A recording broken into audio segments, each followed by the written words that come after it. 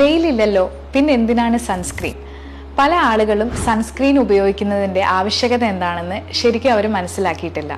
വെയിലത്ത് മാത്രമാണ് സൺസ്ക്രീൻ ഉപയോഗിക്കുന്നതെന്നാണ് പലരും വിചാരിച്ചിരിക്കുന്നത്. എന്നാൽ ദോഷകരമായിട്ടുള്ള UV റേസിൽ നിന്നും നമ്മുടെ ചർമ്മത്തെ ഹെൽപ്പ് ചെയ്യാൻ വേണ്ടിയാണ് നമ്മൾ സൺസ്ക്രീൻ അപ്ലൈ ചെയ്യുന്നത്.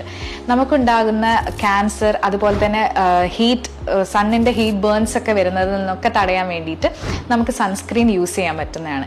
ഇത് തിരഞ്ഞെടുക്കുമ്പോൾ നിങ്ങൾ എപ്പോഴും സൺ പ്രൊട്ടക്ഷൻ ഫാക്ടർ, അതായത് SPF ശ്രദ്ധിച്ചുകൊണ്ട് എടുക്കുക.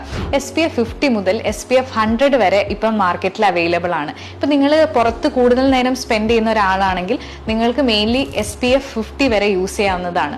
അതുപോലെ തന്നെ നമ്മൾ യൂസ് ചെയ്യുന്ന സമയത്ത് 2 ഫിംഗർ മെത്തേഡ് യൂസ് ചെയ്യാൻ ശ്രമിക്കുക. അല്ലാതെ നമ്മൾ കുറച്ചൊരു കോയിൻ സൈസിലൊന്നും നമ്മൾ അപ്ലൈ ചെയ്തിട്ടുണ്ടെങ്കിൽ അത് പ്രോപ്പർ ആയിട്ട് നമ്മുടെ മുഖത്ത് അപ്ലൈ ആയി നിൽക്കില്ല.